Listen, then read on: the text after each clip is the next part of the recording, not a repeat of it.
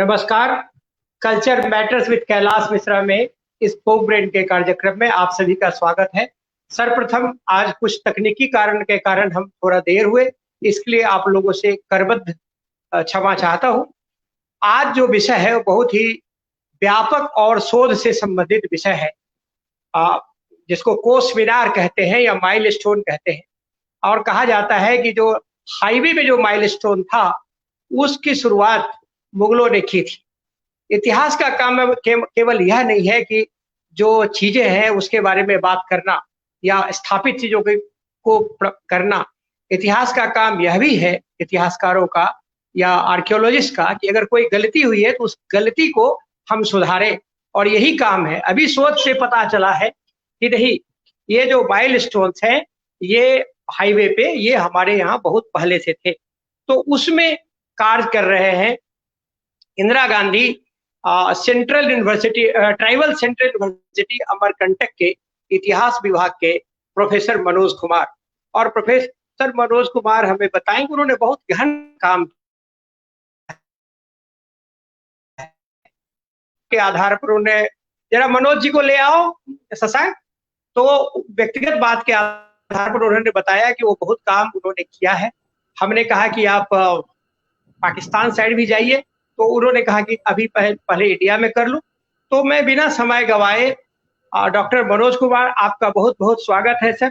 कुछ तकनीकी कारण से हम थोड़ा देर हो गए, इसके लिए आपसे क्षमा चाहते हैं। आपने हमारा निवेदन शुरू किया स्पोक ब्रेन पर, आप बहुत ही महत्वपूर्ण बात कहने जा रहे हैं, अपने शोध की सामग्री को शेयर करने जा रहे हैं। आपने जो इतना मेहनत से काम किया है वो दुनिया को बताने जा रहे हैं कोश मीनार के बारे में, या जिसको माइलस्टोन्स कहते हैं। तो उसकी क्या अवधारणा है और किस अवधारणा को आप तोड़ना चाहते हैं, आपके क्या क्या फाइंडिंग्स हैं, उसके बारे में आपका स्वागत है। बहुत बहुत धन्यवाद। आप शुरू कीजिए। आभार।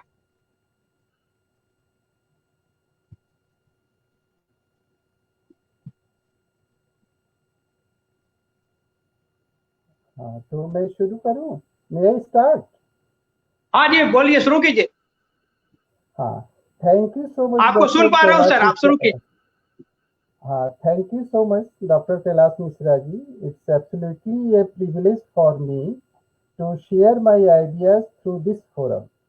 Thank you again for inviting me for this talk on heritage, highways and their infrastructural facility from the ancient period till the modern period, because I have also added the modern period also, although it is not under the purview of archaeology. And before the formal starting of this lecture, I just want to share my experience which encouraged me to start research work on Coast Minar, which are usually perceived as unassuming structure without any aesthetic appeal. Among the scholars also, a sort of unfavorable approach can be seen. However, in recent years, a little positive changes can be noticed through the various interviews and articles in newspaper, particularly after its inclusion in the UNESCO tentative list in 2040 as sites along the Badshahi Marg, the Grand Trunk Road. First time I attract to these monuments in 2012 when I joined the National Monuments Authority, and in my initial assignment, the one of assignment was to categorize the coast minars of Haryana and Punjab. Initially, I also understood that these coast minars are simple distance matter. But during the several visits to the monuments, I realized their important role in road network. As I advanced my research, I came to know that the tradition of distance marking or milestone was existed in the historical period also. What changed over the years was their architectural style and measure of distance. It seems that before the existence of such milestone, there would have been some unsophisticated system for calculation the distance during the journey also.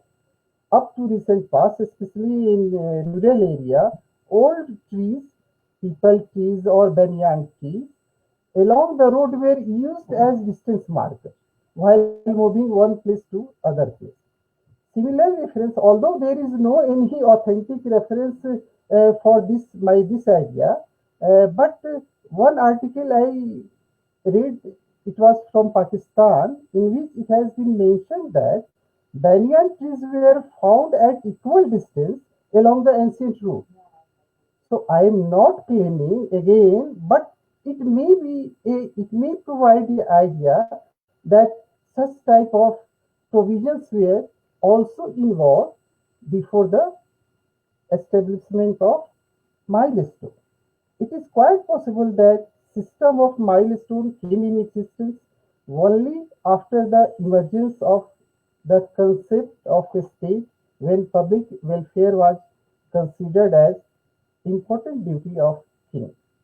To understand all these aspects in proper perspective, we have to analyze the nature layout and road network system. So I switch now to my PowerPoint presentation and explaining the various related issue and also trying to change the general perception about the coast Minar as a marginalized monument. So I just please share my uh, screen. Okay, screen is there. Yes. So as we know that a proper system of well-developed routes and highways are present since long time. But the precise date of that cannot be explained. ये कब से है ये हमें नहीं पता है, लेकिन इसकी हम संभावना अवश्य व्यक्त कर सकते हैं. Especially, it can be presumed that the pastoral communities may be responsible for that. During the course of time, their pastoral tract might have been developed into the regular route and then road and finally the highways. The pastoral tract धीरे धीरे road में और शायद highways में convert हो गया. In Indian continent, the Grand Trunk Road played a significant role in our daily life, which affectionately known as GT Road. Why I selected GT Road? Because the GT Road is still providing the important evidence, both archaeological and historical, and we can trace its predecessors also. It is still a lifeline of northern India, however with different names, National Highway 1 and National Highway 2. It had also many development stages, evidenced by the architectural and archaeological remains along the route. To properly explain all these aspects, I have divided this presentation in 3 or 4 important sections. First, we will try to see the antiquity and development stages of highway, architectural relics, particularly milestone and their tradition. I will focus on only milestone, although there is a lot of architectural relics are found along these highways, and survey of important available milestone in India. So, as we notice that till date, mostly it is believed that Coast Minar is located only in Delhi, Haryana, Punjab, and Uttar Pradesh. But during my studies, few Coast Minars of central India and southern India has also been found. Although they belongs to very later period and the date still has not been identified authentically, but no doubt that is the Coast Minar. And last, we will discuss the issue and effect of development. So next, GT Road. It was simple road, not a vibrant. ये एक केवल road नहीं था, ये एक life style था. जैसे कि इसको एक सांस्कृतिक रूप के रूप में भी इसको लिस्टिंग किया गया है. इसके जो 2400 किलोमीटर की जो लंबाई है, चिटगांव से लेकर बांग्लादेश के और पश्चिम में अफगानिस्तान के काबुल तक, ये really provide the significant evidence. And this name was first time given in 1839 by the Britishers during when they connected Delhi with Kolkata. And one significant name of this GT road is also the Jarnaili Sarak, road for generals.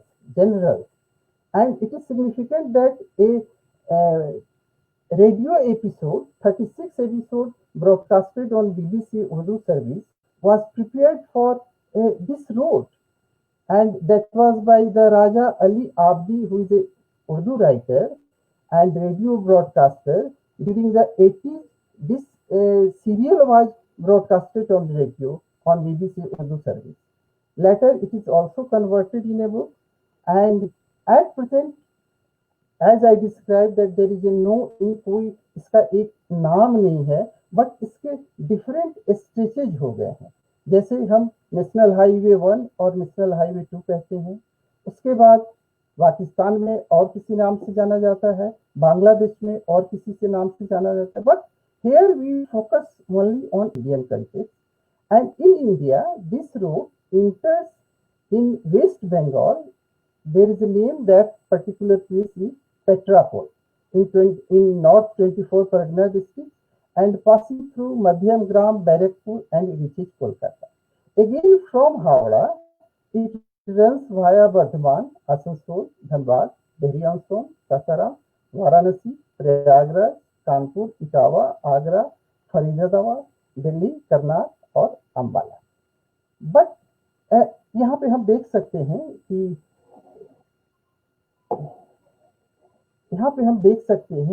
कि ये जो हमारा यहाँ से inter कर रहा है, हालांकि इस मैप में Petrapole has not been shown this map, but as it is you can see that from this point it is running the course में ये जीटी रोड.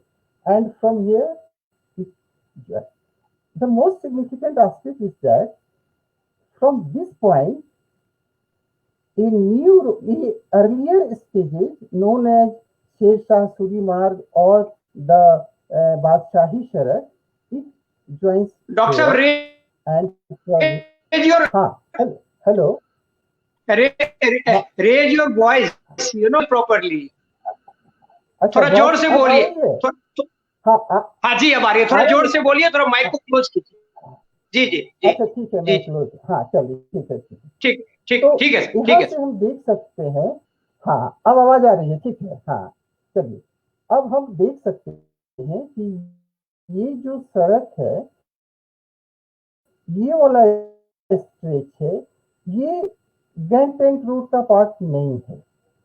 आगे हम लोग इसकी चर्चा करेंगे, देखेंगे कि किस तरह से ये जो पार्ट है वह सड़क आजम का हिस्सा था जिसे शेर शाह सूरी ने बनवाया. अब इसका हिस्टोरिकल पर्सपेक्टिव हम लोग थोड़ा सा देख सकते हैं कि the archaeological remains clearly suggest that highway is restored version of Badshahi Marg और मुगल हाईवे. लेकिन ये बात हर एक रूट में पूरे थ्रू आउट 2400 किलोमीटर ये अप्लाई नहीं होती है. ये कुछ खास स्ट्रेच के लिए है, और यहाँ हम we will try to find out to segregate those stretches which is Britishers, and also we will try to correlate with Uttarakhand. So there is, we know that there is two antecedent stages. दो इसके पूर्ववर्ती चरण हो सकते हैं, एक बादशाही मार्ग हो सकता है और एक उत्तरापथ हो सकता है. So Uttarapath क्या था? What is the Uttarapath? The various sources suggested that Uttarapath was not a single road, but was a network of constantly shifting itineraries or feeder routes associated with its main alignment. तो यहाँ हम देखते हैं कि कई वो roots की बात करते हैं जिनका एक सामूहिक स्वरूप उत्तरापथ था, और मुख्य रूप से इसके दो हम लोग रूट्स की चर्चा करेंगे. अभी नेक्स्ट स्लाइड में हम लोग जाएंगे तो we will see the two important route sections. और उत्तरापथ की जो बात हुई है वह संस्कृत टेक्स्ट में इसको उद्दीच्य पथ भी कहा गया है. It is also mentioned as Udichipat as geographical term for northwest borderland. And earliest reference जो इसका है वो व्याकरण के जो विद्वान पाणिनि थे उनकी अष्टाध्यायी में मिलता है, जिसमें एक शब्द आता है उत्तरापतेना अहर्तम. It means goods have been brought via the northern route. इससे यह साबित होता है कि 5th सेंचुरी बीसी तक उत्तरापथ एक रूट के रूप में सेटल्ड हो चुका था. दूसरा इंपॉर्टेंट एस्पेक्ट है, जैसा हम लोग देखते हैं कि चाणक्य की फ्रीक्वेंट विजिट जो है मगध और तक्षशिला तक की, तो निश्चित रूप से, और तक्षशिला के गुरुकुल में बहुत सारे लोग पढ़ने भी जाते थे, तो उस समय भी ऐसा माना जा सकता है कि यह रूट रहा होगा. But the most significant aspect is Ashoka never describe this route and he never mentioned this route. In few, however, in rock edicts it has only been mentioned that Ashoka built the well, shady tree, and so many. He provided the facility along the route, but exactly Uttarapath is not mentioned, and so it can be said that geographical position of Uttarapath fluctuated according to the viewpoints of particular sources. The epigraphical and archaeological remains clearly demonstrate a network of artillery routes in northern India for trans-regional interaction. So now we will see. अब हम लोग देखते हैं कि किस तरह से ये जो मैप है इसमें मुख्य रूप से हमें दो ही सेक्शन उत्तरापथ का इसमें शो किया है, हालांकि एक तीसरा भी माना जाता है, लेकिन मुख्य रूप से इसी दो की हम बात कर रहे हैं. ताम्रलिप्ति से चंपा, ऑलमोस्ट हियर इज चंपा, राजगीर, पाटलिपुत्र, वैशाली, श्रावस्ती, अहिच्छत्र, मतलब ये जो पेशावर तक का ये जो रूट देख रहे हैं, जिसको हम लोग कह सकते हैं कि Uttarapatha north, this is mostly followed the foothills of Himalayan. ये देख सकते हैं कि ये हिमालय का रीजन है और इसके पास से ये ज्यादा आ रहा है. दूसरा जो हमारा रूट था वो पाटलिपुत्र से वाराणसी, प्रयागराज, कौशाम्बी होते हुए ये मथुरा और लेकर बाद में इंद्रप्रस्थ और जाके ये फिर यहाँ मिलके इस रूट में चला जाता था. और यहाँ पे हम एक चीज ध्यान देने की बात है कि जो ये वाला रूट है हमारा इंद्रप्रस्थ से मथुरा तक, इसको शेरशाह और बाद के लोगों ने देखा. हम आगे इसको देखेंगे, इसको नेक्स्ट स्लाइड में हम लोग जब उसका अध्ययन करेंगे तो उस रूट की भी जीटी रोड की भी हम लोग इसी कॉन्टेक्स्ट में हम लोग चर्चा करेंगे.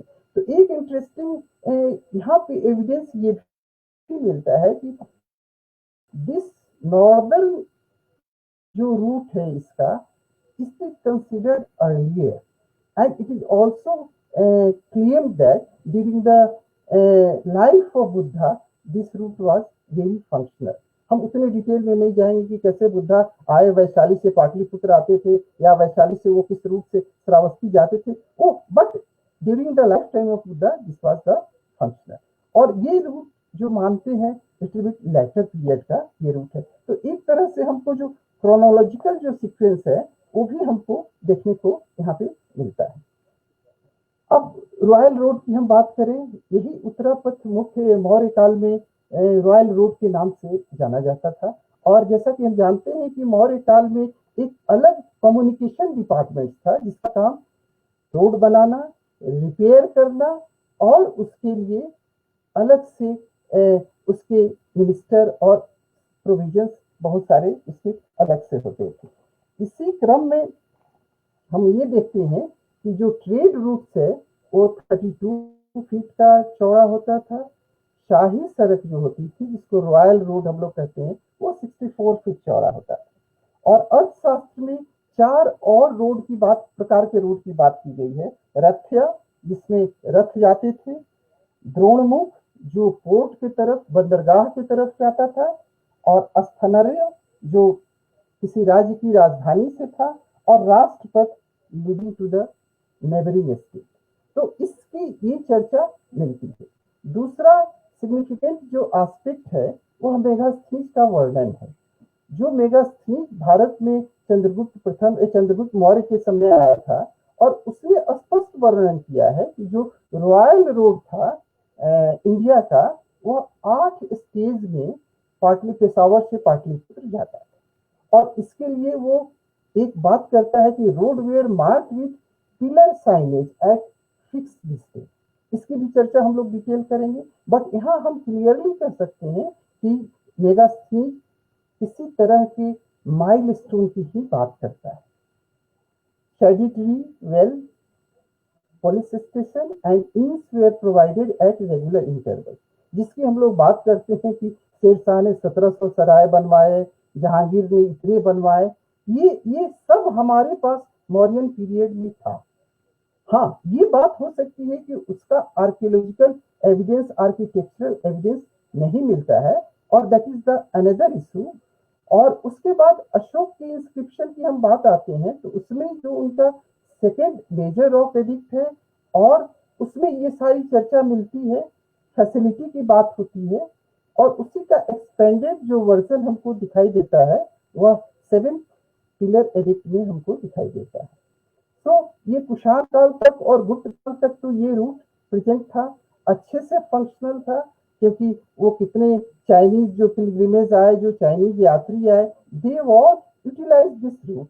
और ये सिल्क रूट से भी कुषाण काल में ये जाके पहले से भी जुड़ा हुआ था, तो ये काफी एक्टिव हो गया था। और उसके बाद जो 4th to 7th century C में लैंड रूट से जितने भी लोग आए, मोस्ट प्रोबेबली इसी का इन लोगों ने प्रयोग किया।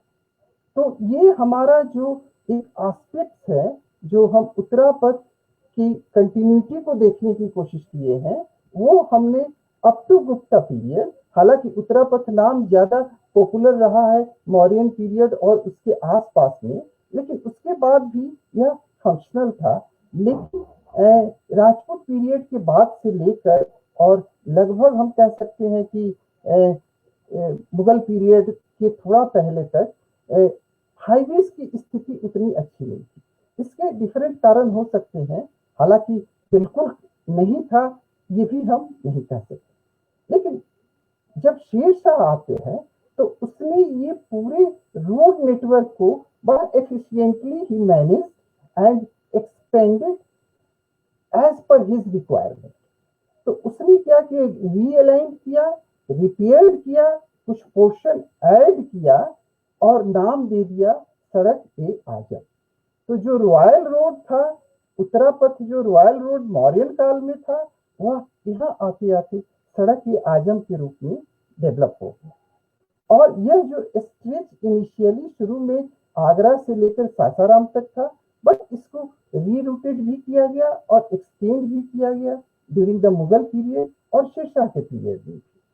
उसके बाद हम देखते हैं कि एक सिग्निफिकेंट एस्पेक्ट शेरशाह ने ये किया कि इन रोड के मेंटेनेंस के लिए ही allotted all the adjoining lands along this road to his allies and his confident people. उनको ऐसा था कि रोड के किनारे जो एक्टिविटी होगी, जो हमारा मिलिट्री एक्सकर्शन होगा या जो भी मूवमेंट होगा, तो उसकी सुरक्षा ये हमारे लोग करेंगे। इसीलिए उन्होंने रोड के किनारे किनारे ज्यादातर अपने लोगों को रखा। और इसका नतीजा आज भी हम देखते हैं कि बहुत सारा जो बादशाही रूट या जो हमारा सड़क-ए-आजम है, उसके किनारे मुस्लिम कम्युनिटी अच्छी खासी संख्या में हमको मिल जाती है। उसके बाद हम मुगल काल में आते हैं, तो मुगल काल में जो ये हमारा इस रोड का नेटवर्क था, उसको अपग्रेड करने में अकबर, जहांगीर और शाहजहां का काफी इंपॉर्टेंट रोल रहा है, और दे all jointly consolidated and extended this road. Even Jahangir issued a decree that all structure along the road should be built of birch bricks and stone and bridge should made over the water body. ये बड़ा significant aspect है। तो आज भी जितने भी हमको Mughal bridge मिलते हैं, चाहे वो दिल्ली के आप बारापूला चले जाएं या आप पंजाब हरियाणा की तरफ चले जाएं, बहुत सारे आपको मिलेंगे। Those all were upgraded during the Jahangir की। So this route extended further westward up to Kabul and eastward to Chittagong. तो चटगांव से लेकर और ये काबुल तक हो गया। इट मीन्स कि जो पहले इसका था ताम्रलिप्ति से लेकर सीधे वहां पेशावर तक था, अब ये अभी भी लैंड रूट और सी रूट ये दोनों को बहुत अच्छे से कनेक्ट कर रहा है। और बंदरगाह से जो भी सामान या जो भी यात्री आएंगे वहां से ये इस रूट के द्वारा कनेक्ट होकर रेशम मार्ग जो सिल्क रूट था उससे ये कनेक्ट हो जाते थे। तो यहाँ in this map I have tried to locate the GT road through black patch. आप यहाँ से देख सकते हैं यह पेट्रापोल है। पेट्रापोल से ये यहाँ सीधे कोलकाता आ गया बर्धमान होते हुए, और यहाँ से धनबाद होते हुए ये सासाराम होते हुए ऐसे चला गया और ये सीधे यहाँ चला गया। इंटरेस्टिंग बात यह है कि वाराणसी से लेकर लगभग ये इलाहाबाद का जो पैच है ये उत्तरापथ को बिल्कुल था, और यहाँ से जो ये सॉरी पिंक जो ये एक स्टिच दिखाई दे रहा है ये कानपुर से औरैया वाला जो रूट है, जो यहाँ से लेके ये सारा जो रूट था ये आपको सड़क आजम या मुगल हाईवे का था जो प्योरली उत्तरापथ पे था। जैसा कि हमने पिछले स्लाइड में I have already explain that this route of Uttarapatha known as southern Uttarapatha was developed during little bit later than the northern route. तो इसी रूट में क्या किया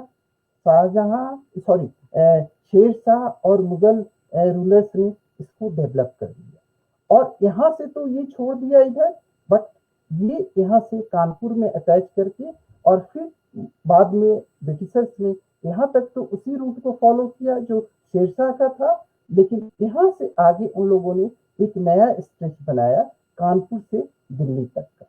तो कानपुर से जो दिल्ली तक का उनका ये जो इंद्रप्रस्थ है वो यहाँ मैंने दिखाया है। ये स्ट्रेच प्योर जीटी रोड हम कह सकते हैं।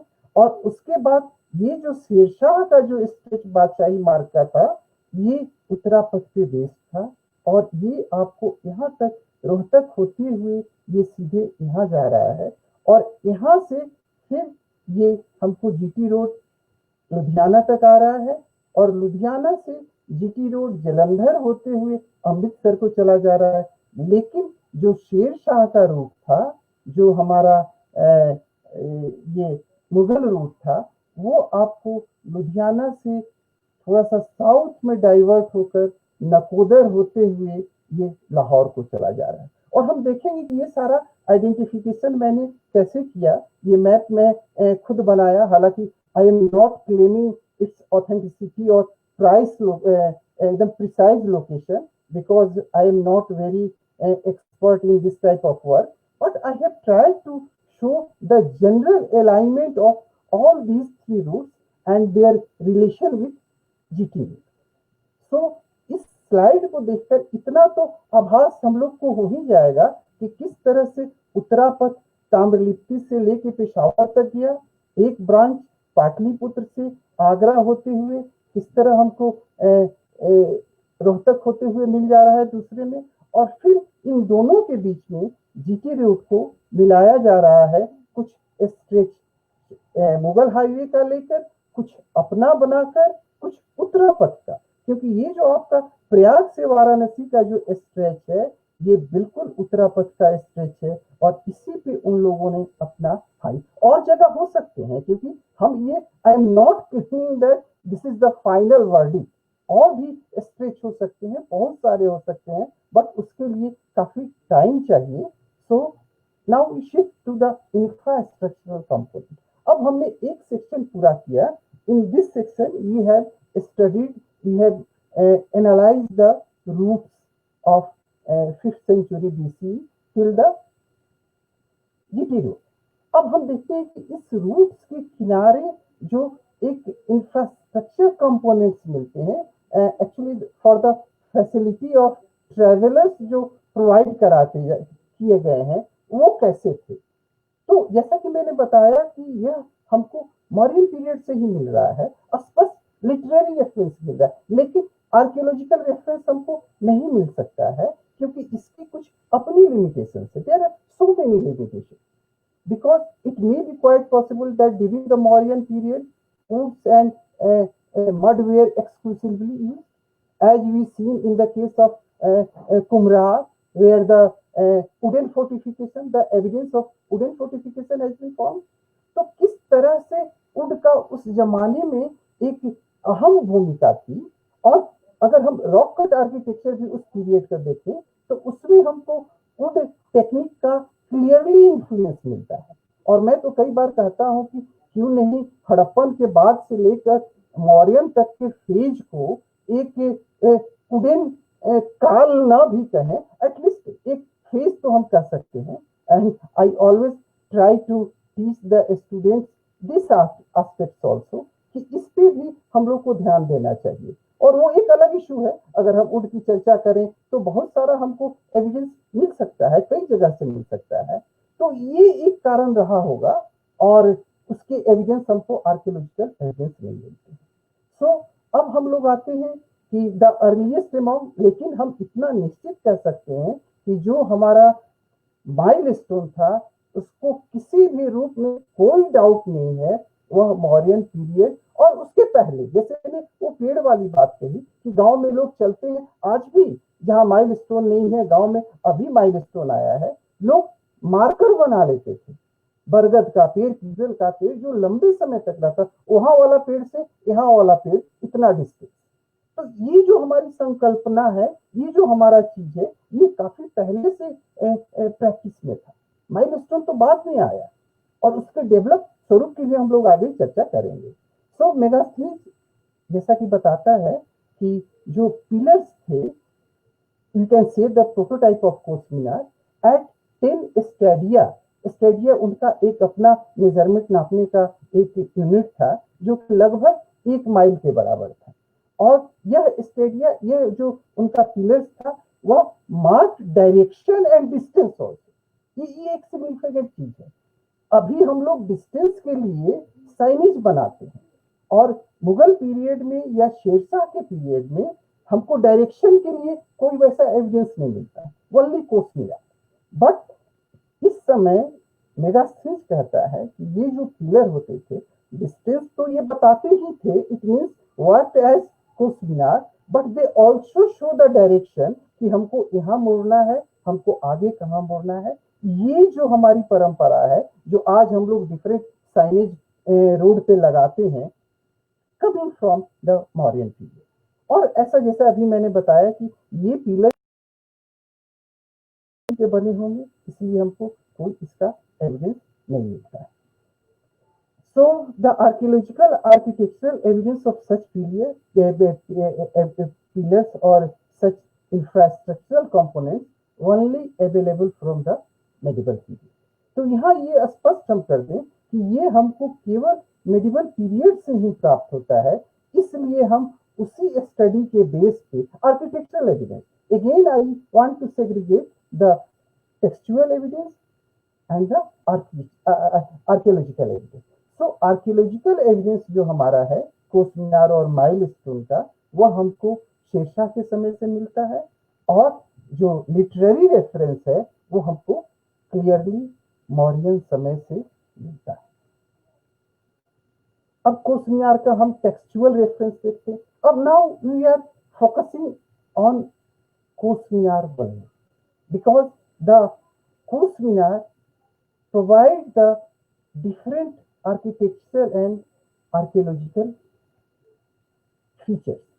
So कोस मीनार को हम देखते हैं कि यह मेडाइवल पीरियड में एक इम्पोर्टेंट रोल रोड नेटवर्क में इसका रहा था, और कोस जो है वह संस्कृत के क्रोश या पर्शियन कुरूह दोनों पे बेस्ड हो सकता है, और इसका 3.2 मानते हैं, कोई 3 मानता है, कोई 3.2 मानता है, कोई 3.6 मानता है। ये कोस, एक कोस में इतने किलोमीटर होते थे, लगभग 2 माइल, और मीनार जैसा कि हम जानते हैं कि पर्शियन वर्ड है। However Subhash Parihar who surveyed the surviving kos minar, इन्होंने काफी अच्छा काम किया है। सुभाष परिहार की एक बुक है, काफी अच्छा इन्होंने काम किया है डॉक्यूमेंटेशन का, पूरा डॉक्यूमेंटेशन मैपिंग का किया है इसमें इन्होंने एक्चुअल डिस्टेंस लिया है दो कोस मीनार के बीच का, स्पेशली पंजाब और हरियाणा में। तो इनका मानना है कि जो जहांगीर के पीरियड के कोस मीनार थे उसका डिस्टेंस 4.17 किलोमीटर था। तो ये सुभाष परिहार जी का अपना है, लेकिन कुछ इसके साथ हमको ओरिजिनल रेफरेंस भी मिलते हैं। we will see that reference. After that we will focus on the archaeological evidence. So Baburnama क्या कहता है? बाबरनामा में ये क्लियरली लिखा हुआ है कि Babur ordered his noble Chikmak Beg to raise distance marker at every 9 posts all along the distance from Agra to Kabul. ये मिलता है, लेकिन बाबर के पीरियड का कौन सा है ये अभी हमको नहीं मिलता। हालांकि हमने अपना कुछ व्यू दिया है, वो आगे हम देखेंगे। अकबरनामा इसमें भी मिलता है कि Akbar order to erect kos minar along the Agra Ajmer route which should be adorned with deer horns so they guide the travelers from losing their way. Interesting चीज है कि ऐसे कोस मीनार की ये बात करता है जो सिंपली पिलर नहीं है, मीनार नहीं है, इनके आउटर पोर्शन में हिरण के सिंग को फिक्स किया गया है। ये बड़ा इंटरेस्टिंग चीज है और इसका भी हम लोग आर्कियोलॉजिकल रिमेन्स देखने की कोशिश करेंगे, हिरण का सिंग है कि नहीं है। और तुजके जहांगीरी में मिलता है कि ordered Baqir Khan to the faujdar of Multan के फौजदार थे Baqir Khan in 1619 to construct road to construct coast minar at every coast to show the distance between Agra and Lahore. So इस रेफरेंस में हमको एक चीज क्लियरली मिलता है कि they all were focus towards the Lahore. इस ईस्टर्न रीजन की कोई बात नहीं करता है। सारे लोग कहते हैं कि भाई आगरा से लाहौर चलो और उसी रास्ते को डेवलप करो, उसी में सारी फैसिलिटी है। लेकिन हम आगे और कुछ देखेंगे, उसमें फिर बात करेंगे। अब आते हैं हम आर्किटेक्चर पे कि कोस मीनार का आर्किटेक्चर कैसा है। ये यूजुअली 30, 32, 35 फीट तक ऊंचे होते थे और इनका 3 components we can find out 3 components. The lower octagonal base, this is the tapering shaft and the finial at the top. ये इनमें हल्का सा चेंज हो सकता है, कभी फीनियल थोड़ा सा डेकोरेटेड हो जाते हैं, कभी एक्सपेंडेड हो जाते हैं फीनियल, और इनकी हाइट ऑलमोस्ट सेम रहती है, बट विद डिफरेंट रूलर वो थोड़ा थोड़ा चेंज है, उसकी भी हम बात करेंगे। और तीनों सेक्शन को जहां सेपरेशन पॉइंट है, they provided a band. You can see that here they provided a band and this is also a band. So इसमें जो बनते थे, 2 टाइप की मैसनरी यूज होता थी, रबर एंड ब्रिक मैसनरी। जो कुछ शुरू के कुछ मीनार थे स्टोन ब्लॉक्स को चूने पत्थर से सुर्खी से मिलाकर बनाए, और बाद में स्पेशली द जहांगीर के समय के कुछ मीनार थे वो पूरी तरह ब्रिक से, बर्ड ब्रिक से बने। तो इनमें स्टोन, ब्रिक, मोटार यही यूज होते थे और ये यूनिफॉर्म डिजाइन ऐसे लगती है, बट इसमें माइनर वेरिएशन हम देख सकते हैं। अब हम डिस्कस करते हैं अकबर के समय का कोस मीनार, क्योंकि अकबरनामा में क्लियरली मेंशन्ड है कि kos minar were erected on Agra Ajmer and Agra Fatehpur Sikri गए। तो हमने खुद जब हम एक बार फतेहपुर सीकरी गए थे तो कुछ फोटोग्राफ्स लिया था, तो इस कोस मीनार को हम लोग देखने से ये पता चलता है कि exclusively built of rubber masonry, इसमें ब्रिक्स का कोई यूज नहीं किया। जो हमने देखा और पता किया तो इसमें केवल स्टोन ब्लॉक्स लगाए गए हैं और 3 कंपोनेंट्स हैं। There are 3 basic components, but height is comparatively less in comparison to the kos minar of later period। and lower octagonal part, ये एक हमको दिखने को मिलता है कि this part is almost equal to this part or more than this। तो जो shaft का पोर्शन है वो आधार से ज्यादा तो बिल्कुल नहीं, आधार ही डोमिनेट करता है in terms of height। Other finial is more elaborate, ये हम देख रहे हैं कि इसका जो फीनियल है अशोक के अकबर के पीरियड का, this is more elaborate in comparison to the other period.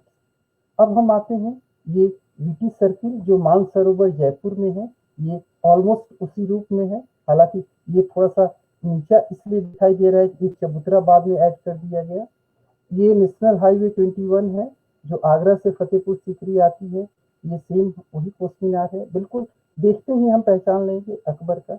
अब आते हैं हम कोस मीनार जहांगीर के पीरियड का। तो जहांगीर के पीरियड में जो कोस मीनार अभी हमको मिलते हैं, मोस्टली हरियाणा पंजाब में ज़्यादातर मिलते हैं कोस मीनार, और exclusively built of bricks, as I told in during the previous slide that Jahangir का बिल्कुल, और हम देख कर ही बता सकते हैं कि इसका जो लोअर बेस पोर्शन है is shorter than the main shaft portion. ऊंचाई भी काफी है, ये बेस इसका थोड़ा सा छोटा हो गया है, और फीनियर इसका सिंपल है। There is no any decoration like the Akbar period.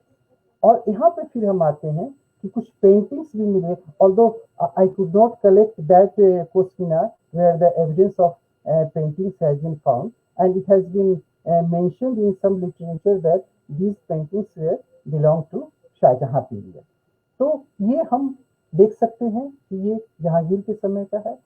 अब ये भी है, ये आपका ओरिजिनल कॉन्टेक्स्ट दिखा रहा है, ये बादशाही सड़क इसके किनारे मुगल हाईवे के किनारे है, और ये आपका करनाल और पलवल का जो हाईवे है उसके किनारे है ये।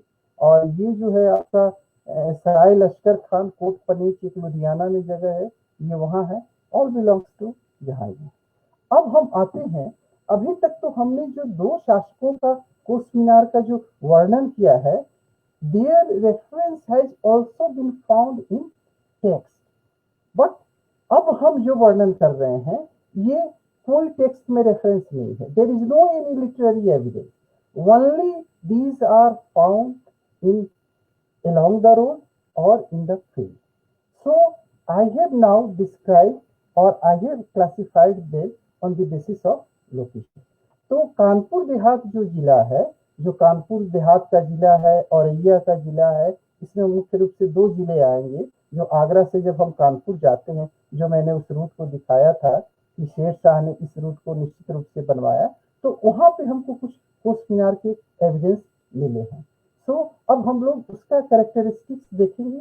18 kos, total a group of 18 kos minar which is centrally protected monuments have been found from Auraiya and Kanpur Dehat, and architecturally they are quite different with the kos minars of Mughal period, which means Mughal period is from Akbar and Jahangir.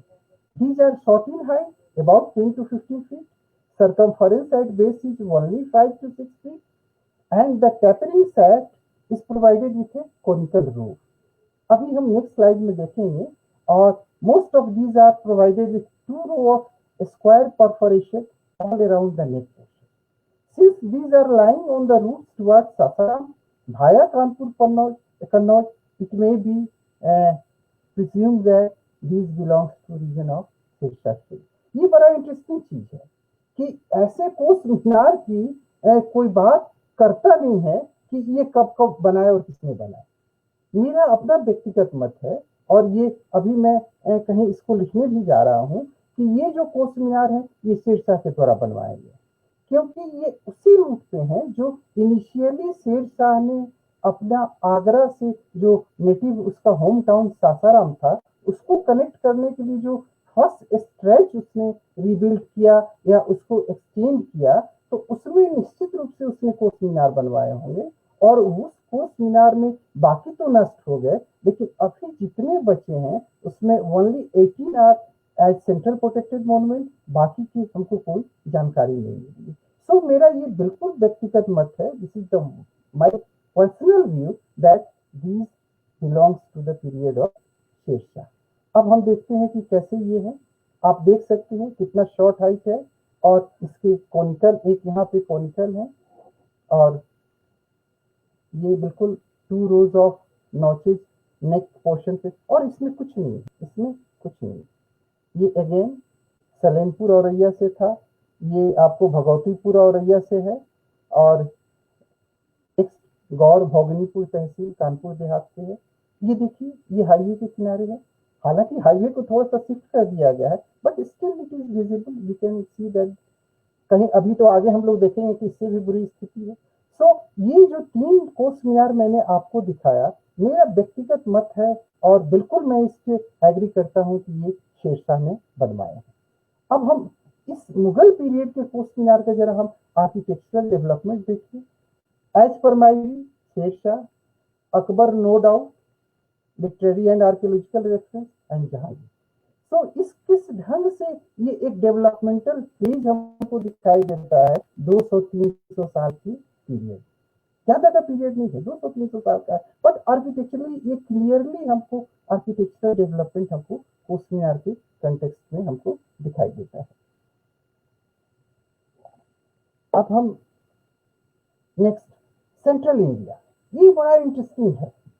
Actually, when I was presenting a paper in seminar at Bhopal, that time I collected some data, and that time I got the evidence of only one Kutub Minar. But now I have the evidence of two Kutub Minar during this period. But unfortunately, one has been badly, I mean, I can say that one has been completely erased. This is the situation of Kutub Minar.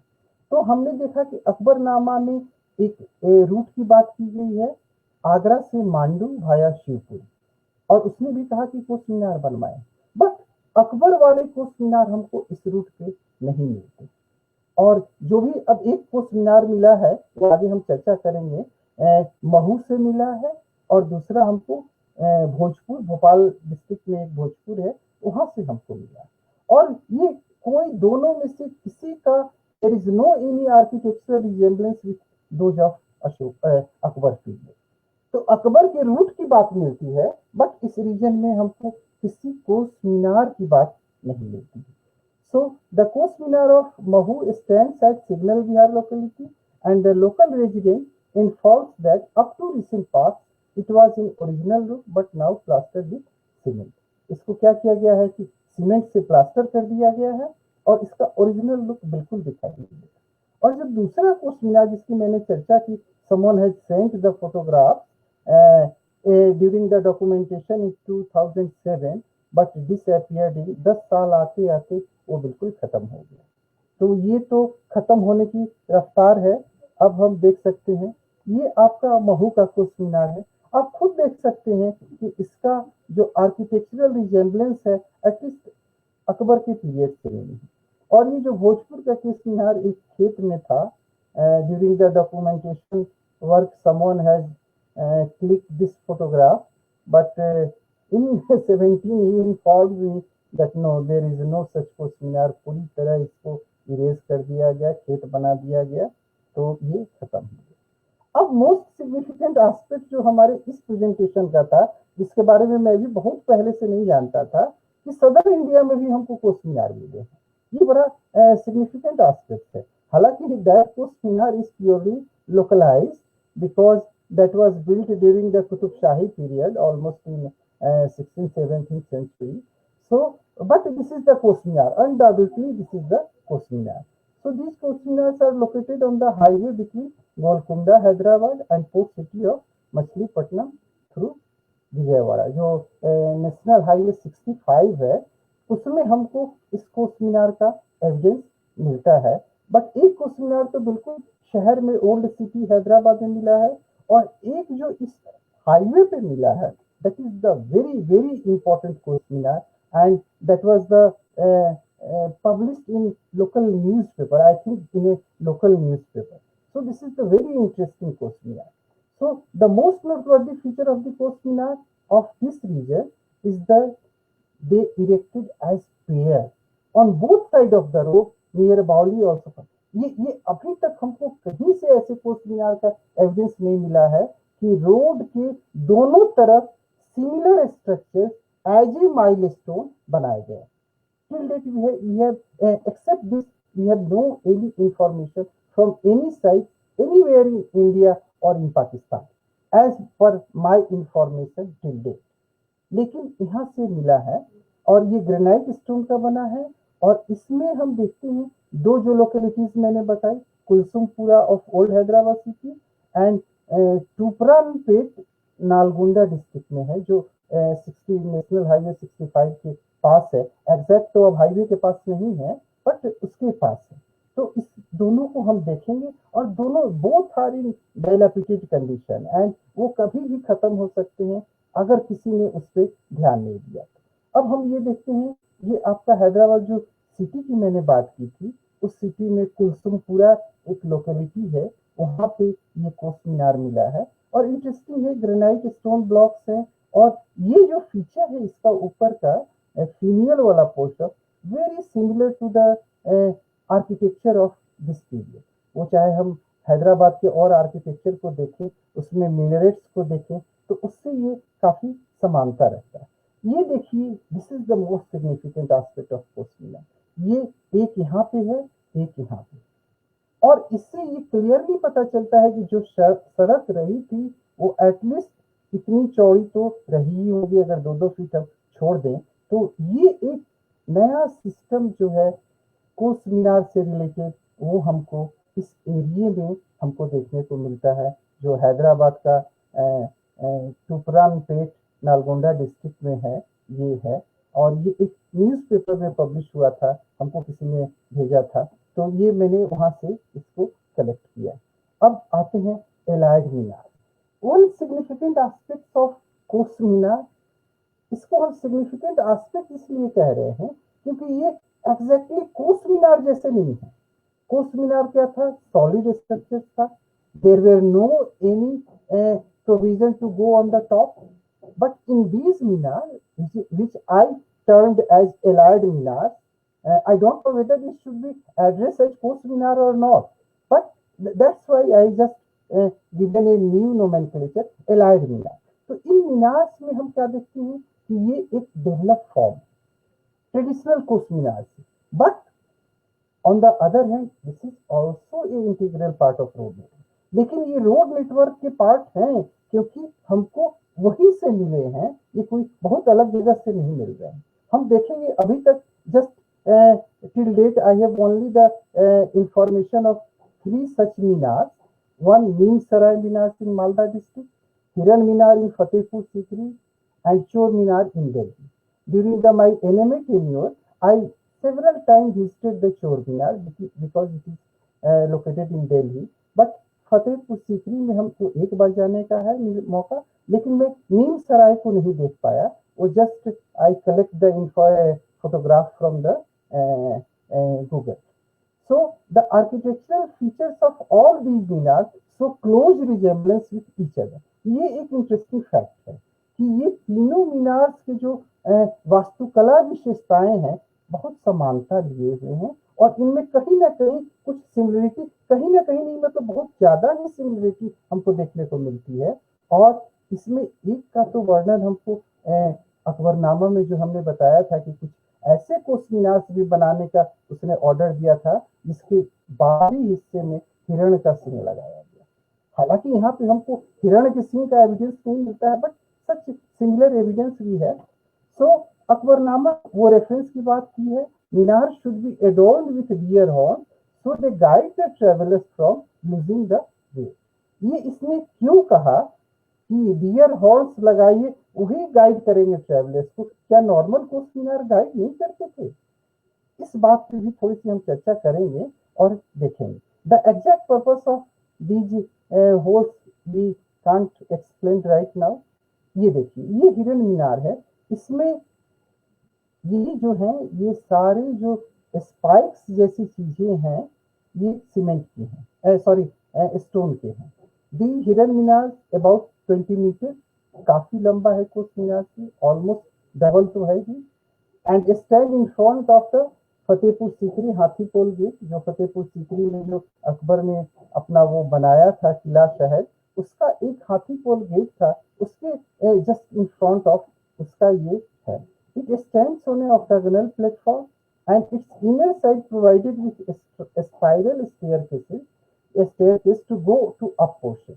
यहाँ से जैसे हम दरवाजा देख रहे हैं तो यहाँ से एक स्पाइरल स्टेयरकेस जाता है जैसा कि कुतुब मीनार में है, और ये टॉप पोर्शन पे जाके यहाँ हम बैठ सकते हैं, देख सकते हैं।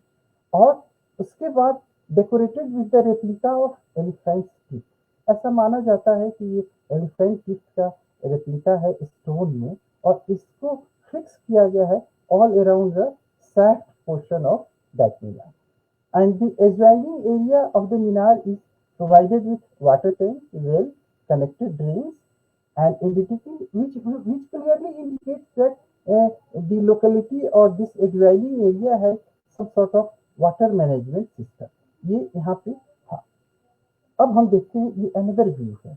ये हम देख रहे हैं फतेहपुर सीकरी का जो भी अकबर का ये पैलेस या सिटी का था, इसके जस्ट सामने एक गेट है, वहां पे ये था, और ये एक सराय का गेट है। यहाँ पे ये एविडेंस ऑफ सराय है जो ये हमको दिखाई दे रहा है, और उसके बगल में है। अभी हम लास्ट में इन दोनों को कंक्लूड करेंगे तो चर्चा करेंगे। अब ये आते हैं चोर मीनार। तो ये जो हमारा चोर मीनार का एरिया है, यह चोर मीनार जो है ये आपका ये नीम सराय मीनार है। ये नीम सराय मीनार जो मालदा में मैंने बताया, इसके बारे में I have no any information, but it seems that it has also a spiral staircase to go upside, and upper portion has been damaged, and similarly similar to elephant tusk, spikes were provided outside of this minar. यहाँ पे आते हैं, this one is the Chor Minar. So Chor Minar now is located in the Hauj Khas locality, and very near to, almost we can say that this is the in front of the Alauddin Khilji Siri Fort, of the western gate of Siri Fort. यहाँ से ज्यादा दूर नहीं है, 1 kilometre से भी कम distance है जो सिरी फोर्ट का है, और ये ग्रीन पार्क हौज खास लोकेलिटी में है।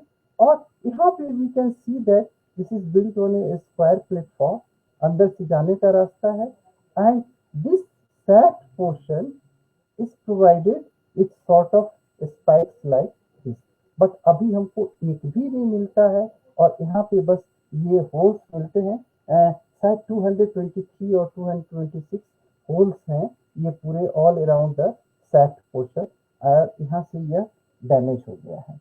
अब इसका नाम इंटरेस्टिंग है कि चोर मीनार क्यों पड़ा। तो लोग ये भी कहते हैं कि यहाँ पे मेडिवल पीरियड में चोर वगैरह को सजा देने के लिए उनका गर्दन काट के, वो जो एक कहावत है कि चौराहे पे सिर लटकाने की जो परंपरा थी, पता नहीं उसी को फॉलो करते हुए इन लोगों ने इसका नाम चोर मीनार तो रख दिया है, बट ऐसा होना नहीं चाहिए था। और इसके आसपास एक मॉस्क भी मिला है, और यहाँ पे एक दो और रिमेन्स हमको मिले हैं। ये वही चोर मीनार में ये अंदर जाने का रास्ता है, यहाँ से हम इंटर करेंगे, और ये दरवाजा है स्पाइरल स्टेयर्स इस तरह का, और ये टॉप पोर्शन इनका यहाँ से टूटा हुआ है। तो ये अब हम आते हैं इनको कंक्लूड करते हुए कि ये जो तीनों को एलाइड मीनार जो मेरा मानना है, चोर मीनार और हिरण मीनार और मालदा का जो मीनार है, तो उसमें नीम सराय मीनार, उसमें क्या यूज उनका रहा होगा। तो हमको शायद लगता है कि कहीं ऐसा तो नहीं कि ये जो स्पाइक्स निकले थे उसमें सॉर्ट ऑफ कुछ लाइट टांगते थे रात के लिए, या कुछ 0 माइल का कंसेप्ट था कि from this you are starting your journey, और या फिर नाइट हॉल्टिंग की पूरी तरह एक बहुत ही अच्छी परंपरा रही थी कि यहाँ पे आप रुकेंगे, क्योंकि कई जगह हमको सराय का भी एविडेंस मिला है, क्लियरली मिला है वहाँ पे फतेहपुर सीकरी में, बाकी जगह भी वो एविडेंस हो सकते हैं। तो शायद ये रोड नेटवर्क से जुड़ा हुआ कुछ स्पेशल मीनार है, जहाँ पे कुछ फैसिलिटीज जो थी वो काफी अच्छी रहती थी, या लाइट हाउस का जो कंसेप्ट था, क्योंकि ऊपर जाने की व्यवस्था है। हम कुछ just we can presume, we have no any authentic information about all these 3 minar. Now I am shifting to the modern, although this is not under the purview of archaeology, क्योंकि मॉडर्न पीरियड में एक क्या चीजें थी वो archaeology नहीं कहती है 100 साल पुरानी चीजों का, लेकिन just to show the continuity I have added few information about the highways and milestone of this. So the constitution of a road development committee, also known as Jayakar committee, was in 1927 में एक major um you can say the landmark in the history of road development, एक committee बनाई गई, and that committee his meeting at Nagpur of chief engineers decided that the road should be developed in 4 categories: national highway, state highway, district road, village road. And up to 1947, the provisions were solely responsible for the, क्योंकि 1947 के पहले road के निर्माण की जो भी जानकारी थी वो प्रोविंसेस को थी, कोई सेंटर का उस समय बहुत ज्यादा उसमें रोड नहीं रहता था। लेकिन आफ्टर इंडिपेंडेंस शायद 1956 में कोई नेशनल हाईवे एक्ट भी लाया गया था, जो मैं शायद 1956 में था, I have written in lower point. तो इसमें इन लोगों ने ये किया कि नेशनल हाईवे अब सेंटर की रिस्पॉन्सिबिलिटी होगी, स्टेट डिस्ट्रिक्ट ये सारे अपने स्टेट्स की होगी। तो इसका जो था वो कनेक्शन हमने देखा ही है कि डिफरेंट इंपॉर्टेंट सेंटर्स, कैपिटल और टूरिस्ट सेंटर से इसको करते हैं। और इन्होंने ही फिर जो हमारे जीटी रोड थे as per the act 1956 national highway 1 और नेशनल हाईवे 2 को ऐड किया गया, और इन सब के लिए अलग अलग माइलस्टोन बनाए। हाँ, ये इंटरेस्टिंग एक माइलस्टोन हमको मिल गया किसी के ट्विटर पेज पे और फेसबुक पेज पे, ये आपका प्री पार्टीशन माइलस्टोन था। तो इसका भी एक अपनी कहानी है, specially during the Moga Ludhiana जो हाईवे है उसमें अभी भी इस तरह के कुछ मिल जाते हैं। ये देखिए कैसा इनका शेप है, clearly Lahore 48 kilometer, Ferozepur 1 kilometer, ये नियर हुसैनी वाला बॉर्डर के पास ये मिला है। और ये रत्ता खेरा एक मोगा में जगह है, वहाँ खेत में है। ये लाहौर 90 किलोमीटर, जैगरॉन 12, फिरोजपुर 41। तो ये ब्रिटिश पीरियड का ही है, बट प्री पार्टीशन जो हमारा था उस समय का है। और अब हम ये एक डिफरेंट जो हमारा है नेशनल हाईवे का माइलस्टोन कैसा है, पीला से white, yellow, green, white, blue, white and orange, white. तो ये हमारा नेशनल हाईवे का हो गया माइलस्टोन, स्टेट हाईवे का, डिस्ट्रिक्ट हाईवे का। और ये विलेज मीन्स जो वो आजकल प्रधानमंत्री ग्राम योजना जो चल रही है, तो उसमें जो माइलस्टोन लगाना चाहिए वो इस ढंग का है। पता नहीं कितना लगाते हैं कितना नहीं लगाते हैं, बट ऑफिशियली यही 4 हमारे माइलस्टोन हैं। सो अब हम डेवलपमेंट स्टेज की बात करें, जो आर्कियोलॉजिकल रिमेन्स हमारे पास है, मॉडर्न पीरियड को तो हम यहाँ ऐड नहीं कर पाए। सो Sher Shah as per my view, Mughal period, pre partition period and independent period. तो कैसे ये एक डेवलपमेंट होते होते जो हमारा माइलस्टोन है वह आज के पीरियड तक आया, इसकी मैंने एक झलक दिखाने की कोशिश की। और अब हम लोग कोस मीनार को एक दूसरे एस्पेक्ट में ले रहे हैं कि इस कोस मीनार को देख कर कुछ ऐसे इंफॉर्मेशन हमको मिलते हैं जो हम डायरेक्टली ऐसे जाए तो हमको नहीं पता चलेगा। We have to work somewhere, then we will be able to get that this information. पहला है कि the irregular location of kos minar clearly points out that the British GT road did not strictly follow the alignment of Mughal highway. जैसा कि कई बार कहा जाता है, कई आर्टिकल में मैंने पढ़ा है कि लोग सीधे कह देते हैं कि मुगल हाईवे पे ब्रिटिश जीटी रोड बन गया। तो इसको प्रूफ करने का हमारे पास एक ये भी रूट है कि जहाँ पे अवेलेबल कोस मीनार्स हैं उनको हम देख लें और उनको हम बता दें कि हाँ ये मुगल हाईवे पे आता है कि नहीं आता है।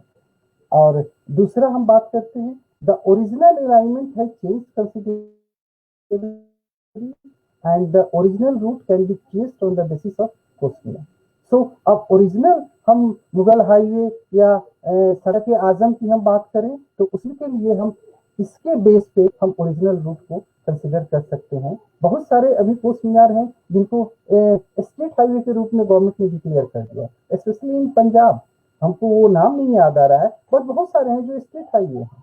तो इट मीन्स कि स्टेट हाईवे जो हो गया वह एकदम से बिल्कुल अलग हो गया उस समय से। तो इससे आर्किटेक्चरल रेलिक्स ये जो कोस मीनार हैं वह ऑथेंटिक प्रूव हो सके। दूसरा है कि now it is many kos minars are standing along the railway track which clearly indicates that during the British period the railway track laid on the original Mughal highway। ये बड़ा सिग्निफिकेंट पॉइंट है कि कुछ रेलवे ट्रैक के किनारे भी कुछ मीनार, बिल्कुल रेलवे ट्रैक के किनारे, अभी मैं कुछ स्लाइड दिखाऊंगा, तो वो हमको मिलते हैं। तो उनसे ये कैसे हुआ? तो 1856-7 के बाद जब थोड़ा रोड रेल नेटवर्क डेवलप हुआ, तो इन लोगों ने क्या किया कि पहले से जो नेशनल ये मुगल हाईवेज थे, उन्हीं के ऊपर रेलवे ट्रैक इन्होंने डाल दिया, और कुछ को तो डिस्टर्ब किया कोस मीनार को, बाकी को वैसे ही छोड़ दिया। और ये एविडेंस हमको ज्यादातर दिल्ली मथुरा रूट में जब हम जाएंगे, तो मथुरा से जब दिल्ली की तरफ हम आएंगे, तो हमारे राइट साइड में जो अभी रोड बना हुआ है, उन दोनों के बीच में कई कोस मीनार हमको दिखाई दे देते हैं। और लुधियाना से फिर हम जब आगे बढ़ते हैं, तो उधर भी हमको कई कोस मीनार बिल्कुल बिल्कुल रेलवे लाइन के किनारे मिलते हैं। तो ये कोस मीनार जो है, ये हमको कुछ सिग्निफिकेंट इंफॉर्मेशन प्रोवाइड करते हैं। उसके बाद अब हम देखते हैं कि जो कोस मीनार जो ड्यूरिंग सम पीरियड ये दूसरे को रास्ता दिखाता था, आज अपने सर्वाइवल के लिए ये खुद परेशान है। ये कैसे बचेगा, अपना अस्तित्व कैसे बचेगा, ये इसके लिए खुद सोच रहा होगा। तो इसके लिए हमको क्या क्या फैक्टर्स जो है, जो इसके सर्वाइवल के लिए अभी डेंजरस है। पहला डेवलपमेंट फैक्टर है, due to construction and realignment. ये जो काम हुआ है उससे बहुत सारे कोस मीनार है जो अपनी ओरिजिनल सेटिंग लॉस कर गए हैं, खत्म हो गया है उनका, वो बिल्कुल अनजान पड़े रहते हैं, और इसीलिए उनकी कोई अहमियत नहीं हो पाती है कि अरे ये क्या है, एक मीनार है खेत में पड़ा है, एक मीनार है कहीं और पड़ा है। दूसरा, नेग्लिजेंस ऑफ कंसर्न्ड अथॉरिटी। जो अथॉरिटी है जिनको ये रिस्पॉन्सिबिलिटी दी गई है, उन्होंने भी बहुत इस पे ध्यान नहीं दिया। They have not shown. You will see the few examples of coast minars. I don't know whether that is protected by ASI or not, but certainly I know that that should be protected by the state government also. लेकिन बिल्कुल कोई ध्यान नहीं दे रहा है। दूसरा important aspect है increasing road level, reducing the height.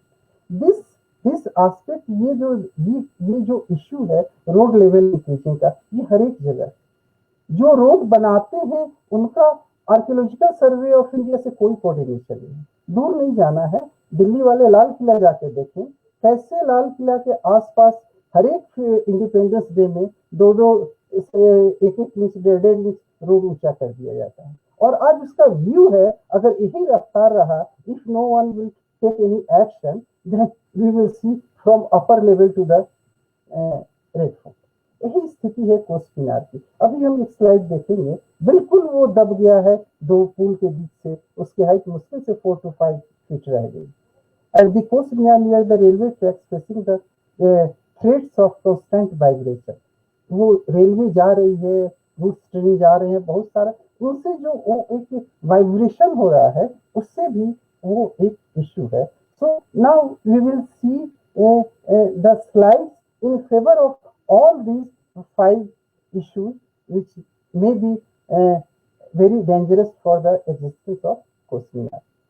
This is the, ये है आपका, ये राजा का ताल कोस मीनार है। ये बिल्कुल पाकिस्तान, ये बॉर्डर एरिया है भारत पाकिस्तान का, फेंसिंग का पार्ट है, और यहाँ पे ये कोस मीनार है। देखिए अभी कोई सड़क नहीं है यहाँ, आसपास में दूर दूर तक सड़क नहीं है, but presence of this coast Minar clearly indicates that during the medieval period there was a road along this, और ये लाहौर को कनेक्ट करता था। अभी वो रूट कहीं और डाइवर्ट हो गया, स्टेट हाईवे है पंजाब का।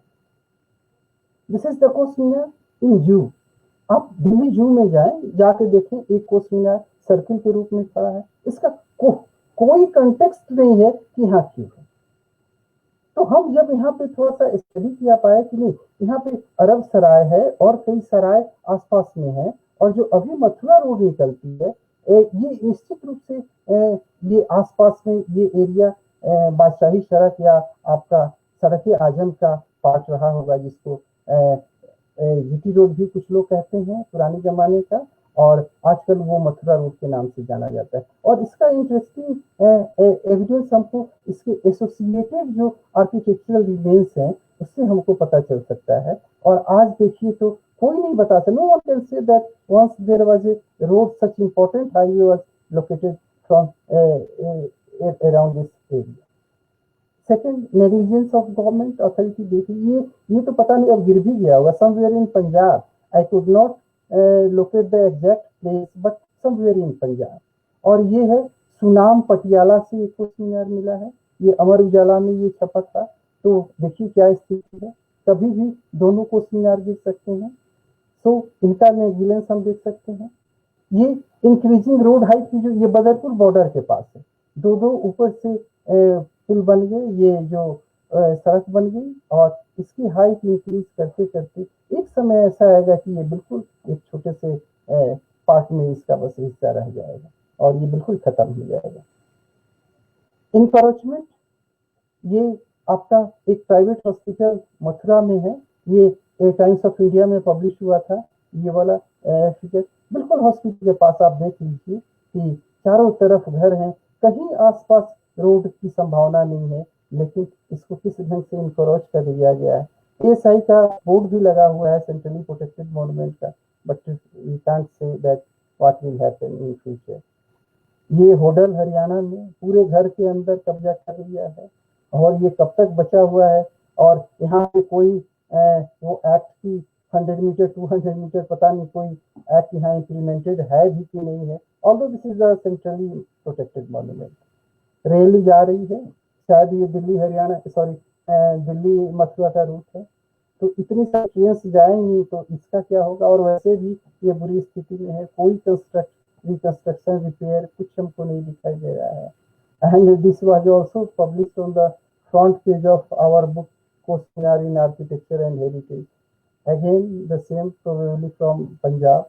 ये यहाँ पे खड़ा है, कितना दिन रहेगा, खत्म हो जाएगा। So now we can summarize this talk that the Indian road system has, we have seen that it has several evolutionary stages right from beginning. At least I have described the 2 stages, and the tradition of providing facilities along the road started right from the emergence of ruling power.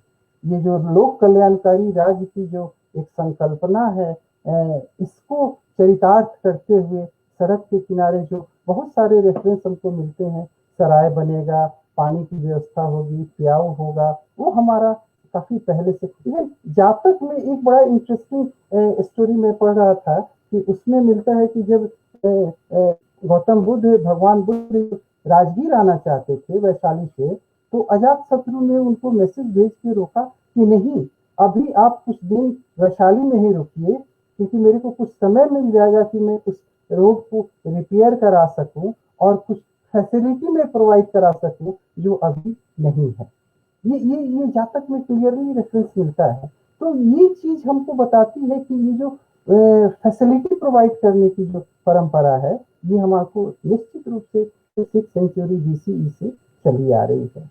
और as we know that the provision of roads, the facility of roads, smoothing the commercial development and diffusion of many religious customs also.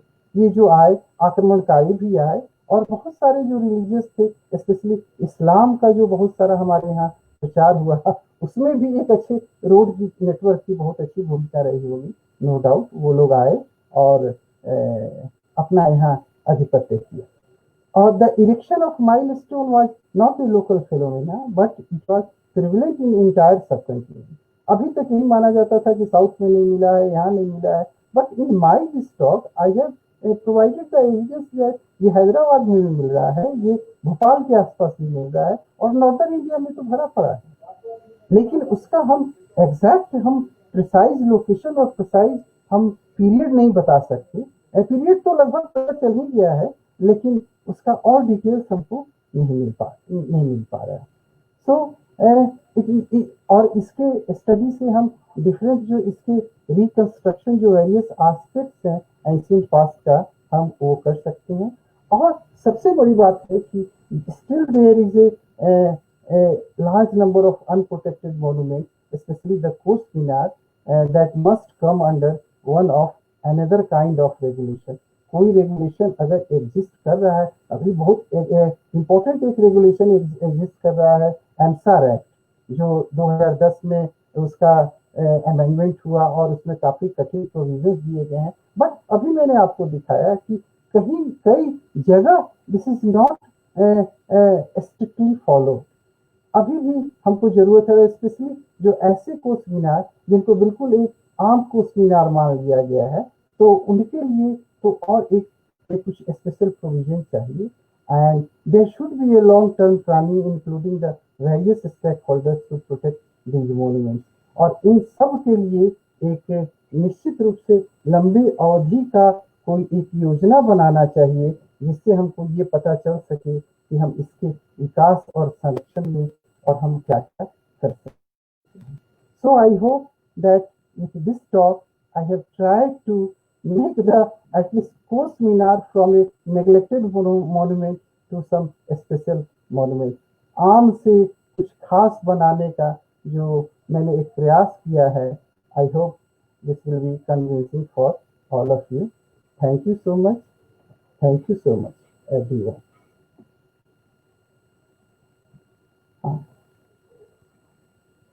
Hello जी जी, thank you sir.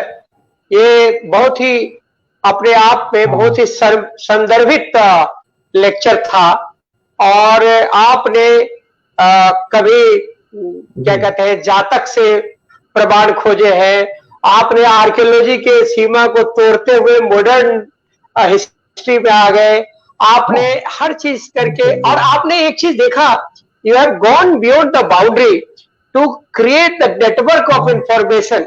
आप उसको आपने बहुत बड़ी बढ़िया से एक माला की तरह पिरोया है, और उसमें आपका जो मल्टीटास्किंग स्कॉलरशिप है that is getting reflected, because you are not only a scholar who is talking about the status and status quo of कोस मीनार, कहां से शुरू हुआ, कहां क्या हुआ।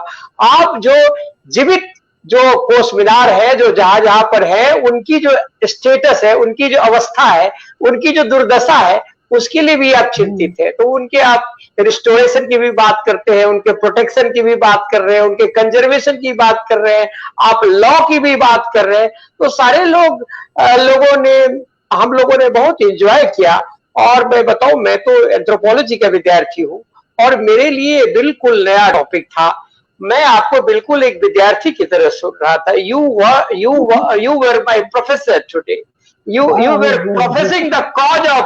were professing the cause of cos Minar. Wonderful subject. और आपका जो संजीव कुमार सिंह कह रहे हैं कि कोस मीनार पर इनका शोध मूल है। Yes, you are the original thinker of kos minar, और that is the example of true scholarship. A scholar is a scholar who takes a small thing and उसको कहते हैं ना, उसको एक एक तरह ओनियन पिलिंग कर दे जाना, एक एक लेयर को निकालना, और लेयर के लिए अनेक लेयर में जाना। अपनी जो वो उसका कोई बाउंड्री नहीं है, उसका कोई वो जो तस्वीर की जो वो बना लेते हैं, फ्रेम बनाते हैं। You have gone beyond the framework, और उसके सारे डेटाबेस को आपने कलेक्ट किया है, उसको कनेक्ट किया है। मैं आपको सुन रहा था कि किस तरह से आपने कहा कि गौतम बुद्ध आने वाले थे और उसने कहा कि भाई रुक जाओ। उससे एक था कि इंडिया में उस समय भी था शेरशाह की बात। जब मैंने आपका पेपर पढ़ा तो जो पहला व्यक्ति मेरे दिमाग में आया वो शेरशाह नजर आया, क्योंकि शेरशाह ने वो सारी व्यवस्थाएं की थी। और पता नहीं क्यों Indian historians do not talk much about Sher Shah as a contribution. मुझे लगता है मुगल के प्रति हम लोगों का इतना लोभ है, हम इतना ज्यादा वो हो जाते हैं कि शेरशाह कहीं न कहीं दब जाता है। और उसका जो काम है वो शेरशाह के बारे में मैं कहीं पढ़ रहा था कि शेरशाह के रूल के बारे में ऐसा कहा जाता था कि एक 73 साल की महिला अपने सर पे 13 किलो सोना का वजन लेके जाए घने जंगल से, उसको कोई कुछ नहीं करेगा। तो उसकी जो एबिलिटी थी शेरशाह की, वो सब। और जो आपने कहा वो जो आपने 2-3 कोस मीनार के बारे में कहा कि ये शेरशाह का बना होगा, और आपने जो प्रमाण दिए, आपने जो रीजन्स दिए, आपने जो रेफरेंसेस दिए, वो रेफरेंसेस बहुत काबिल, वो बहुत बढ़िया था। डॉक्टर अंजनी कुमार सर कहते हैं कि भाई आपने a very good lecture, thank you sir। हाँ, संजीव कुमार सिंह कहते हैं, कैलाश जी मनोज प्रशिक्षित पुराविद हैं और गंभीर शोधार्थी हैं जो सरोकारों से जुड़े रहते हैं। Agreed sir, there is no denying the fact, you are a gem of a scholar. और ये हमारे लिए, हाँ, उनका भी मार्गदर्शन रहता हो, तो हम लोग बड़े भाई हैं, हम लोग बड़े भाई हैं, हाँ बड़े भाई है वो हमारे